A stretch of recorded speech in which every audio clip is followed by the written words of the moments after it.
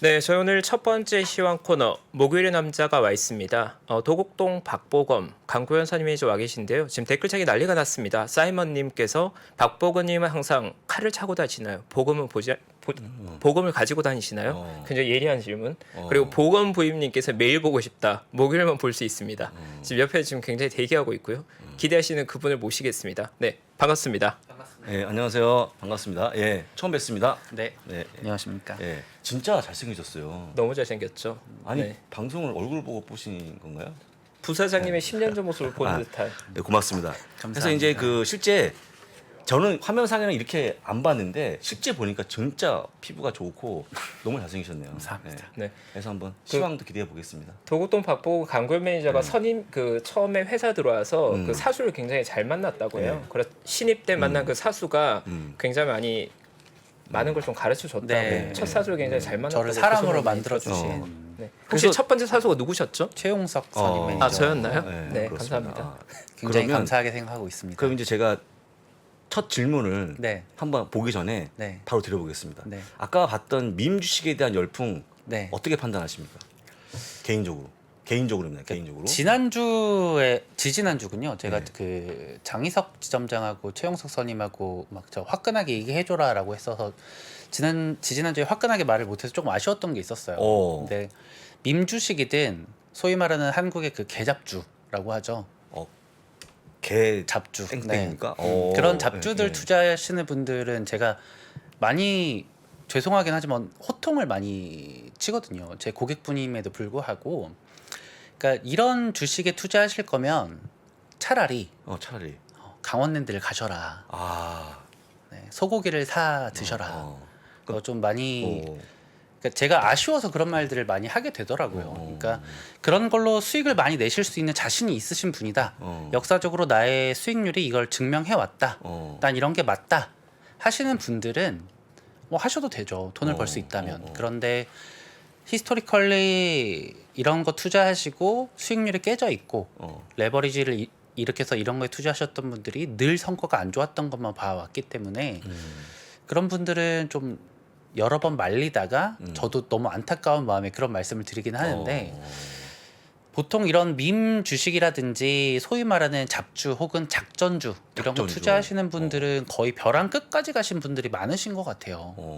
그러니까 뭐 한때는 굉장히 돈을 많이 버셨다가 그 추억에 휩싸이셔서 돈을 또 지금 많이 잃으시고 이제는 레버리지를 일으키고 이런 소위 말하는 뭐 밈 주식 혹은 잡주 이런 걸 투자하지 않으면 내가 회복을 할 수가 없어 라고 굳게 믿으시는 분들이 많은데 그런 분들에게는 제가 이제 곱하기로 투자하시고자 하시지 마시고 다시금 이제 더하기로 투자를 하셔라 더하기로 좀 말씀을 드리고 있습니다. 네. 야, 근데 아까 말씀하신 것처럼 진짜 호통을 치십니까? 여기서 말씀을 드려도 되는지는 모르겠는데 호통이라는 제 네. 무슨 야단친다 이렇게 강하게 얘기한다. 그쵸 이렇게 좀 간곡하게 말씀을 드리고 강곡하게. 있습니다. 네. 상당히 훌륭하신 분입니다. 워낙 또 이 한탕이라는 게 또 그 유혹이 굉장히 빠지기 쉽기 네, 때문에 네. 이렇게 그냥 말씀드려서는 잘 그걸 벗어나기 어렵다 보니까 맞아요. 저희 그리고- 자산관리에서 사실 고객분들께 좀 강하게 말씀드릴 때가 있는데 우리 또 강구현 선임의 좀 강한 남자입니다. 또 그렇군요. 저보다 훨씬 강한 스타일이기 때문에 호통 칠 땐 사정없이 호통 치는 스타일이죠. 웃자고 하는 진짜인 일이니까. 네, 그렇죠. 그래서 저희가 사실 이제 이 방송을 진행하면서 그 여러 가지 시황 종목을 알려주는 것보다 사실은 밈에 투자하지 않는 것만 해도 저희 큰 어떤 보람이 아닌가, 그죠? 저희 그걸 못하면 방송에 나와서 뭐 할 겁니까, 또 솔직한 얘기로. 그래서 그걸 좀 방지하고자 열심히 해서 투자하는 분들을 좀 빼와서 좋은 점을 투자하도록 한번 잘 이끌어가도록 하겠습니다. 그런 의미에서 최근에 시황을 좀 한번 여쭤보고 어떻게 보셨는지 한번 말씀해 주시겠습니까? 시험 먼저 업데이트 부탁드립니다. 전일 미국 시장 뭐 다 같이 좀 안 좋았던 하루였고요. 특히나 시장에서 가장 큰 이슈였던 게 어제 글로벌 라이브에서도 그 부사장님께서 짚어주셨지만 지표가 좀 잘 안 나왔었고 두 번째로는 반도체 업종 전반적으로 약세가 있었고 그리고 세 번째로는 유럽 시장의 공포가 미국 그리고 글로벌리 전반적으로 전염이 됐었다라고 봐주셔야 될 것 같아요. 어제 ADP의 민간 고용 쇼크가 나왔지 않습니까? 그렇습니다. 예. 제가 어제 그 부사장님께서 진행하시는 거를 봤었는데 그 당시에는 나오자마자는 나스닥 선물이 소폭의 반등을 하고 있었죠. 있었다. 예. 네, 였는데 시장에서는 그 동안에 뭐 파월을 비롯해서 연준의 의원들이 이제는 고용 지표가 안 좋게 나오든지 말든지 상관없이 긴축 정책을 좀 상당히 오랫동안 좀 끌고 나가야 된다라는 것들이 좀 컨센서스가 형성이 되면서 시장이 전반적인 약세를 보였던 것 같습니다. 어제 나왔던 지표를 간단하게 짚어드리면요. 민간 고용이 8월에 13.2만 명 플러스였는데 시장의 기대치는 약 28만 명 예. 정도였다. 그런데 이거에 한참 못 미쳤던 거 정도였다였고요. 방금 부사장님께서 짚어주셨던 것처럼 메스터 총재가 기준금리 내년에 4% 이상일 거다. 그리고 내년에 금리 인하 기대하지 마라라고 했습니다. 시장에서는 일각에서는 인플레를 잡기 위해 올해 금리를 가파르게 올리고 그리고 인플레를 잡고 난 다음에는 내년에 금리 완화를 통해서 다시금 경기를 살릴 거야 라는 기대감이 있었거든요. 이러한 기대감 때문에 6월 말 7월 초부터 지금까지 뭐 한국과 미국 시장이 반등을 했다라고 봐주셔야 되는데 이거에 대해서 지금 연준 의원들이 강한 부정을 하고 있습니다. 그리고 지난 26일에 있었던 뭐 회의에서도 파월 의장이 지금까지는 성장과 인플레 둘 중에 어느 쪽에 집중을 할까 갈팡질팡한 모습이었다면 이제는 늦었다. 확실하게 인플레를 잡아야 된다. 지금이라도 인플레를 잡지 않는다면 더 큰 비용을 감내해야 될 거다라는 식으로 언급을 하면서 지금은 단 하나의 목표가 인플레가 된 것처럼 인플레를 잡아야만 한다라는 식으로 좀 발언을 하면서 시장에서 더 이상 유동성 완화 정책에 대한 기대가 완전히 꺾인 그런 구간으로 볼 수 있을 것 같습니다. 이와 동시에 어제 실적 발표가 있었죠. 몇몇 개 회사들이 있었는데 뭐 시게이트라는 곳에서도 우리 뭐 SSD 혹은 뭐 하드디스크로 유명한 시게이트에서도 뭐 하반기 그리고 다음 분기에 대해서 실적에 대해서 살짝 뭐 눈높이를 낮춘다든지 아니면 휴렛패커드에서도 실적 어닝 쇼크를 내고 그리고 향후 하반기와 내년 상반기까지 매출과 뭐 영업이익에 소폭 준다. 왜냐하면 PC에 대한 수요 단순한 개인뿐만 아니라 기업들까지도 PC에 대한 수요가 많이 줄 거다. 왜냐? 그건 경기 침체 때문이다라고 전망을 하면서 반도체 업종들이 전반적으로 안 좋았습니다. 물론 뭐 말씀해 주셨던 것처럼 엔비디아의 중국발 이슈가 있기도 했고요. 그럼에도 불구하고 경기 침체 대한민국의 증시가 코스피 기준으로만 보더라도 삼성전자, 하이닉스, 삼성전자 우선주 이렇게만 보더라도 한 25%를 훨씬 넘어서지 않습니까? 그런데 대한민국 경기는 확연하게 이런 시클리컬 산업, 경기 민간 산업일 수밖에 없는 게 이런 반도체가 우리가 모두 뭐 최근에 투자하신 분들 한 2, 3년 내 투자하신 분들은 반도체는 성장 업종이야 라고 생각하시겠지만 실질적으로 가장 민감한 경기 민감주지 않습니까? 이런 반도체 업종에 대해서 경기가 꺾이기 때문에 반도체 업종도 당분간 안 좋을 거야라는 이런 시각들이 계속해서 나오면서 좀 시장 전반적으로 성장주뿐만이 아니라 이런 반도체 업종들까지도 전반적인 약세를 보였던 하루였다라고 봐주셔야 될 것 같습니다. 어제 하루는 경기 방어주였던 통신이라든지 아니면 부동산이라든지 아니면 뭐 그 원유 시추 업체들 일부 뭐 이런 것들만 조금 강세 보였었고요. 대부분의 업종들은 좀 약세를 보였다라고 기억해 주셔야 될 것 같습니다. 결국은 이게 잭슨 미팅을 통해서 연준이 인플레이션 파이터로서의 역할을 하겠다는 얘기가 나오면서 성장주 전반이 꺾이는 가운데 네. 반도체 업종에 악재까지 있다 보니까 국내는 그렇죠. 특히나 반도체 업종에 영향을 많이 받고 있잖아요. 맞습니다. 그러다 보니까 더 좀 침체로 빠지는 그런 것들이 조금 위축시켰던 것 같고 네. 네. 뭐 어제 부사장님께서 그 내용 언급해주고 또 완전히 복습을 해서 온 거 보니까 아주 그냥 그렇죠. 그 분석이 좋았는데 다소 아쉬운 점이 있습니다. 왜냐하면 그러면 최근에 모멘텀이 없지 않습니까? 네. 왜 상승 모멘텀이 없는지를 분석하셨어야 되는데 그게 네. 좀 부족합니다. 뭐가 없습니까 지금? 지금 상승을 해야 될 이유가 뭔지 모르겠습니다. 상승을 해야 지금 될 우리가 이유? 네. 투자를 할 때 있어서 비교적 보수적인 투자자분들이 제일 많이 비비시고 기대고 있는 게 밸류에이션인데 밸류에이션. 모건 스탠리에서는 지금 선진국의 주식시장이 최근 5개년 평균에서 20% 정도 평가 절하되어 있다라고 하지만 뭐 메릴린치에서는 4,300 이상에서는 S&P 500 4,300 이상에서는 숏을 쳐라 라고 그렇죠. 할 정도이고 지금의 시장이 최근에 한 2, 3년 동안 투자하신 분들은 굉장히 고통스럽고 적응이 안 되실 수도 있지만 투자를 꽤 오래 하셨던 분들이라면 당연히 똑같이 고통스럽긴 하지만 몇 번 겪으셨던 이슈일 수 있어요. 굉장히 사소한 악재에도 민감하게 반응을 하고 올라야만 하는 그런 이슈를 찾을 수가 없고 밸류는 분명히 최근 5개년 내에 싼 편입니다. 그리고 최근 한 3, 4년 동안 풀어놓은 돈이 얼마인데 네. 밸류가 PER이 이 정도면 굉장히 싸다 그렇죠. 정도이지만 지금 앞으로 나와야 되는 악재들이 좀 몇몇 개가 있고요. 물론 제 생각에도 향후 나와야 되는 악재들이 미리 주가에 선 반영이 되어 있고 그것 때문에 주가가 많이 빠졌다라는 거는 뭐 200% 동의를 합니다만 지금 굉장히 지금 시장의 상황을 봤을 때 악재에 굉장히 민감하게 반응을 하고 있고 달러 인덱스가 강세를 보이고 그 주식과 같은 위험 자산에 대한 선호도가 줄어들고 있고 이것들이 해소가 되어야 되는데 이 문제들의 근원에는 바로 인플레이션이 있고 예. 그 인플레이션은 지금 미국은 지난 6월 말 7월 초부터 피크아웃 그래서 미국은 좀 괜찮아 보여. 그런데 유럽이 파보면 파볼수록 굉장히 안 좋다. 근데 지금 미국만 따로 가고 유럽만 안 좋고 이런 장을 기대해 볼 수는 있지만 지금 글로벌 공조 사회지 않습니까? 지금 러시아가 가스 수출 안 한다고 해서 유럽이 망가지고 있는 것처럼 글로벌이 굉장히 다중으로 엮여져 있기 때문에 지금 굉장히 악재에 민감할 수밖에 없고 악재가 많다. 그런데 우리가 기투자자라면 어느 정도 밸류가 정말 싸니까 지금 순현금 투자자고 레버리지 투자자가 아니라면 시간이 해결해 줄 수는 있겠다 정도로 볼 수 있는 거겠죠. 네. 대단하십니다. 네. 제가 아주 날카로운 질문이었는데 예리하셨어요. 예리했어요. 그래서 저는 솔직한 얘기로 제 생각에는요. 지금 파월의 매파적 발언이 나온 시기가 너무 모호한 시기였습니다. 왜 그러냐면 중요한 이벤트가 없는 거예요. 그 말이 계속 이어지고 있지 않습니까?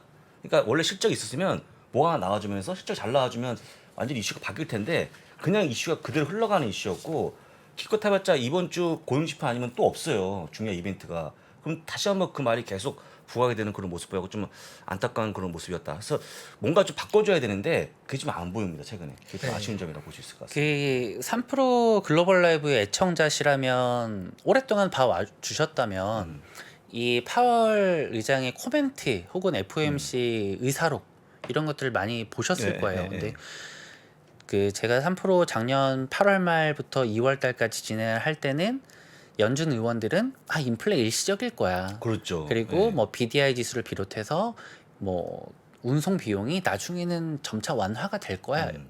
라는 게 주요 그 그렇죠. 코멘트였어요. 근데 지금 뭐 BDRY 같은 운송업 그 ETF 같은 경우에도 지금 연중 최저치를 기록하고 있거든요. 그럼에도 불구하고 인플레는 전혀 잡히고 있지 않다. 그리고 연준 의원들이 이제 와서는 인플레에 대해서 우리가 너무 간과를 했어.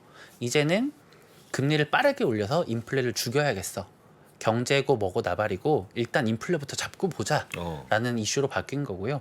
그동안에 뭐 비트코인이나 주식시장을 포함해서 금리 인하로 인해서 상승을 너무 즐겨왔었기 때문에 그 모든 것을 토해내고 있다.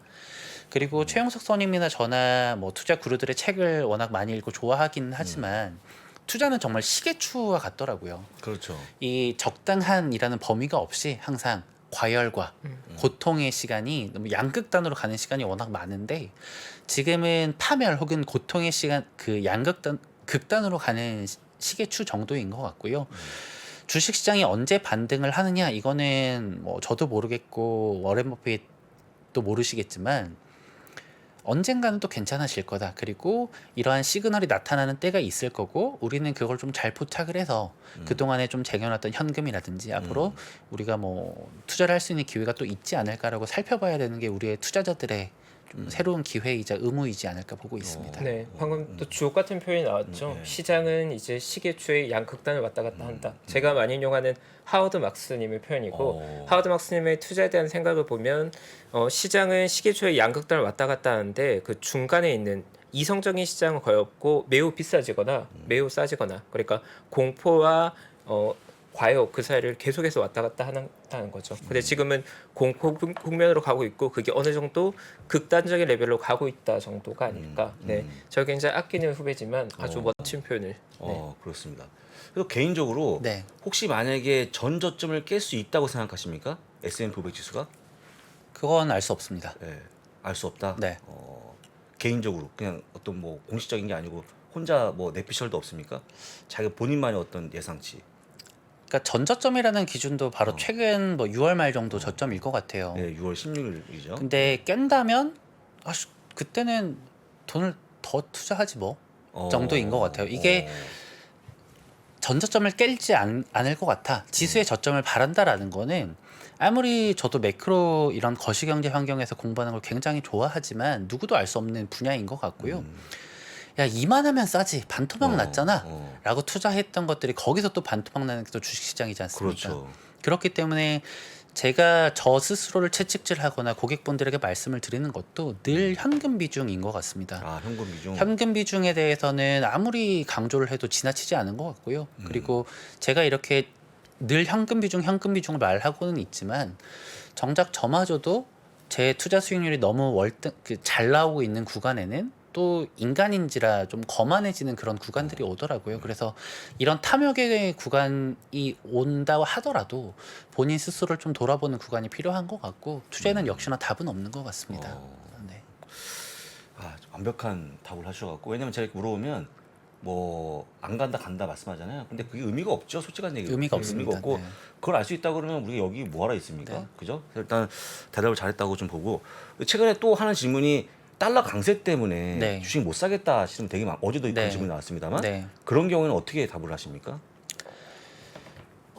대한민국 주식만 투자하시는 분들은 크게 상관은 없을 것 같아요. 그렇죠. 네, 예, 그런데 예. 미국 주식을 투자하시는 분들의 경우에는 좀 꽤나 고민이 있으실 수 있을 것 같고 특히나 고민이 많으신 분들은 기존에 미국 주식을 매도하시고 달러만 갖고 있으셨던 분들일 수 있겠는데 그것도 저는 고객분들의 성향에 조금 맞춰서 권유를 드리고 있습니다. 이거를 고객분의 성향에 맞춰서 이렇게 제안을 드리는 게 아니라 제가 여러 가지 방안을 드리고 그중에 고객분들이 선택을 하시게끔 하는데 국내 주식에 대한 선호도가 훨씬 높으신 분들에게는 달러 환율 지금 코로나 정점일 시기보다 높은 수준이고 그리고 네. 앞으로 미국은 금리 인상을 하고 있고 뭐 QT도 앞두고 있고 그렇죠. 이러고 하다 보니까 달러 자체는 조금 더 강해질 수 있겠다.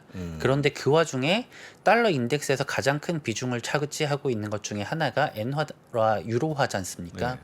근데 유로화가 지금 유럽의 긴축 정책으로 인해서 잠깐 반등했겠지만 유럽의 경기가 무너진다. 유럽의 경기 침체가 내년 1분기까지 이어진다라고 하면 유로화는 다시금 약세가 될 수밖에 없거든요. 그럼 상대적으로 달러 자체는 더 강세가 될 겁니다. 그런 와중에 달러가 소폭 더 강세가 됐을 때 달러를 매도하고 많이 빠져있는 대한민국의 지수를 살 것인지 혹은 달러 자체가 환율이 빠져봤자 여기서 한 5에서 10% 정도이겠지만 우리가 좋아하는 기라성 같은 주식들이 향후 30-40% 이상 상승할 거다라고 강한 확신이 있는 경우에는 혹은 그거에 대한 믿음이 있는 경우에는 미국 주식 투자를 좀 권해드리고 있거든요. 이것도 정답은 없겠지만 각자 생각해 보셨으면 좋겠어요. 내가 지금 미국 주식 투자를 하고 있고 달러 포지션이 어느 정도가 있는데 미국 주식에 물려 있는 거든 수익이 나 있는 거든 어느 정도 있고 순수하게 달러 현금이 있다. 그렇다면은 이걸 가지고 이 달러를 매도하고 한국 주식을 살 것이냐 혹은 많이 빠져 있는 내가 좋아하는 주식을 더 살 것이냐라고 했을 때 정답은 없는 것 같습니다. 이게 어떤 주식을 살 거냐에 따라서도 좀 다른 것 같고요. 다만 지금 시장은 굉장히 많이 겁먹어 있는 분위기다. 그리고 빅테크 기업들을 아주 조금은 긴 시각으로 긴 호흡으로 사야만 하는 시기라고는 저는 보고는 있지만 투자자 특성상 저도 그렇고 제 고객분들도 그렇고 이 3프로 TV를 보고 계신 모든 분들이 그렇겠지만 투자를 하자마자 급등하는 걸 항상 원하세요. 그렇죠. 이걸 많이 선호를 예, 하시죠. 그렇죠. 예. 그런데 투자는 언제나 시간이 내 편인 사람이 승자였던 것 같고요. 그리고 재빠르게 전략을 짜기보다는 조금 긴 호흡으로 그리고 뭐든지 분할 매수 분할 매도의 원칙으로 좀 접근을 하시면 크게 벌지는 못하더라도 덜 다칠 수 있겠다. 그리고 덜 다친 사람만이 정말 기회가 왔을 때 기회를 잡을 수가 있다라고는 보고 있습니다. 네. 저기 부사수 맞습니다. 훌륭한. 예, 예. 부사님의 질문들이 굉장히 예리하고 어. 네, 또 답변 역시 또 예리하게 너무 보기 좋습니다. 감사합니다. 참고적으로 저는 예리한 질문이라기보다는 그 많은 분들이 일반적인 질문을 제가 여쭤봐요. 네. 그러니까 주린이 분들이 흔히 물어보는 질문을 여쭤보거든요. 왜냐하면 저희가 이제 그런 답을 해드려야 하기 때문에. 근데 오늘 아직 모범 답안이었습니다. 그렇게만 하면 예, 고객만 늘 것 같아요. 그냥 진짜 투자에는 답이 없고요. 본인이 감내할 수 있는 수준 그리고 투자를 할 때 진짜 공부를 좀 하고 할 때 하고. 뭐 누가 투자했다더라, 뭐 누가 좋다더라 이런 거를 하기 전에 진짜 본인이 좀 감내할 수 있는 수준에서 조금 긴 호흡으로 보셨으면 좋겠다. 그래도 다칠 수 있다. 입니다. 상당히 좋은 답변이었습니다. 마지막 하나 더 질문 드려도 괜찮을까요? 네. 그럼 아까 이제 한 질문인데 그 국내에 있는 투자자분들이 네. 왜 빨리 가기 위해서 2배, 3배짜리 레버리지를 쓰느냐. 네. 저는 개인적으로 어떤 생각하냐면 그 돈 버는 습관 저는 얘기하는데 네. 습관이 좀 부족한 것 같아요. 쉽게 얘기하면 과거에 그 성강통, 후강통 때 손실을 많이 보지 그쵸, 않았습니까? 그쵸. 네. 그 다음에 들어간 게 제 기억에는요. 그 다음에 들어간 게 아마 유가 레버리 3배짜리 네. 유가 빠지니까 들어갔는데 거기서 또 많이 손해를 보셨고, 그러니까 여러 가지 손해 보다가 마지막에 비트코인을 또 17년을 잡았어요. 근데 비트코인이 한번 무너진 때 손해를 봐갖고 제가 개인적으로 보기에는 우리 개인 투자자분들이 돈 번 기억이 별로 없는 것 같아요. 제가 보기에는. 그러니까 항상 계속 깨먹으니까 이제 어떤 겁이 있는 거죠. 그래서 좀 더 깨먹으면 이제 빨리 뭔가를 그 결과 내지 않으면 점점 다 잃어서 끝나지 않을까 싶은 그 두려움 때문에 자꾸 과도한 그 레버를 쓰는 약간 아까 민도 마찬가지고 그런 거라고 좀 볼 수 있거든요. 제 말에 혹시 동의하십니까? 아니면 다른 생각 있으십니까? 대부분이라고 해서 저는 동의를 꽤나 하는 편이고요. 그럼에도 불구하고 아주 탁월한 성격을 내는 건 또 일부 개인들이에요. 보면은 그렇죠. 그러니까 대부분의 개인 투자자들이 많이 손해를 봤기 때문에 기관 투자자들 나쁘다, 외국인 투자자들은 진짜 나쁘다라고 그렇죠. 말을 하는데 실질적으로 제가 영업점에 있으면서도 지수 대비해서 아주 월등하게 말도 안 되는 수준의 수익을 내는 사람도 개인이고 또 그렇게 말도 안 되는 수익을 냈던 사람이 한순간에 망가지기도 하고 그러더라고요. 그래서 이 레버리지에 대해서 굉장히 조금 위험하게 저도 생각을 하고 있는데 워렌 버핏에게 어떤 기자가 질문을 했을 때 워렌 버핏이 이런 말을 했더라고요. 세상에 똑똑한 사람은 너무 많은데 그리고 부자가 될 수 있을 정도 이상으로 차고 넘칠 정도로 똑똑한 사람은 많은데 이 사람들이 실패하는 이유는 너무 조급해서이다 라는 말을 했던 그 기억이 있습니다. 그러니까 너무 조급하게 내가 지금 시드머니가 없기 때문에 레버리지를 일으켜서 조금 더 빨리 성장을 할 거야. 그렇죠. 나는 20, 30대지만 강남의 자가를 갖고 싶어. 나는 20, 30대지만 포르쉐 벤틀리를 갖고 싶어. 뭐 이런 욕심들이 누구나 다 있을 거예요. 저도 네. 그렇고요. 네, 그런 욕심들 때문에 항상 다치고 있고 또 반성을 하고 있고 그렇지만 이런 레버리지는 모두가 고통스러울 때 잠깐 쓰는 거는 저는 굉장히 동의를 하고 있습니다. 그런데 제가 다른 투자자분의 말 중에 좀 굉장히 감명 깊게 들었던 것 중에 하나가 계좌 손절이라는 게 있더라고요.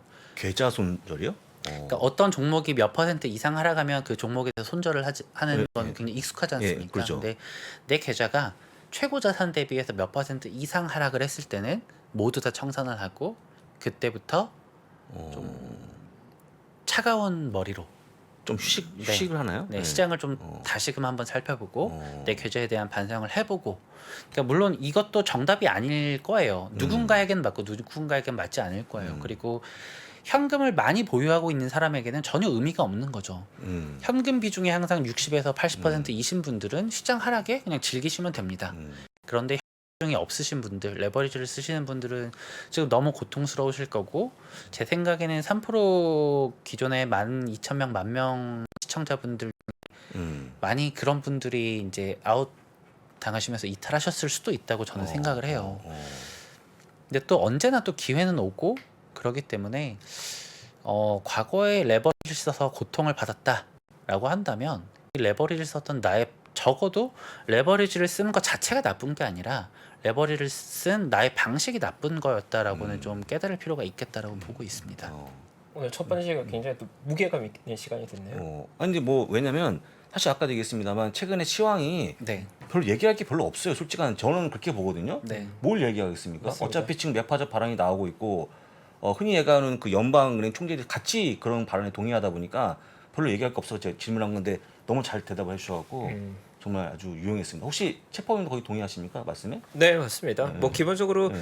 투자는 욕망이 많이 반영되게 되죠. 근데 빨리 부자가 되고 싶다는 욕망 모든 인간이 다 가지고 있다고 생각하거든요. 근데 다만 우리가 인지해야 될 건 그 욕망을 절제할 필요가 있다는 걸 알 필요가 있는 거죠. 네, 그러니까 투자에서 욕망이 너무 반영되면 합리적인 의사결정을 하는데 방해가 되거든요. 그래서 똑똑한 투자자는 욕망이 있는 건 인정하고 그 욕망을 절제해야 되는 걸 인정하는 게 아닐까. 네, 뭐 그건 어떤 투자자나 마찬가지인 것 같습니다. 네. 그렇습니다.